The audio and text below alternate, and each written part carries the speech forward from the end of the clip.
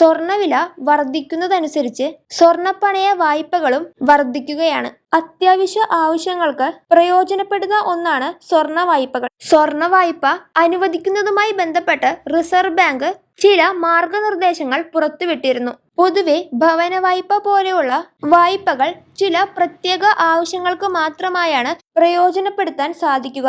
എന്നാൽ സ്വർണ്ണ വായ്പ അങ്ങനെയല്ല.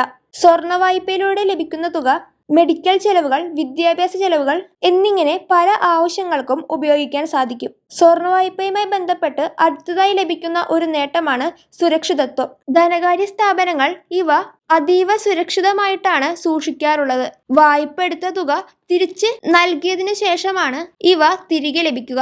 അതിനാൽ തന്നെ സ്വർണം വളരെ സുരക്ഷിതമായി തന്നെ ഇരിക്കുന്നതാണ്. പൊതുവെ സ്വർണത്തിന്റെ മൂല്യത്തിന്റെ 75% വായ്പയായി ലഭിക്കുക. വിപണി വില ഉയർന്നതാണെങ്കിൽ കൂടുതൽ വായ്പ തുകയും ഇത്തരത്തിൽ ലഭിക്കും. ഈടായി സ്വർണം നൽകുകയാണെങ്കിൽ ബിസിനസ് പേഴ്സണൽ ലോണുമായി താരതമ്യപ്പെടുത്തുമ്പോൾ സ്വർണ്ണ വായ്പയുടെ പലിശ കുറവായിരിക്കും. വിവിധ ധനകാര്യ സ്ഥാപനങ്ങൾ വ്യത്യസ്ത സ്കീമുകളിലാണ് സ്വർണ്ണ വായ്പകൾ നൽകുന്നത്. ഓൺലൈനായി വായ്പ തുകയും പലിശ തുടങ്ങിയവ തിരിച്ചടയ്ക്കാനും സാധിക്കും.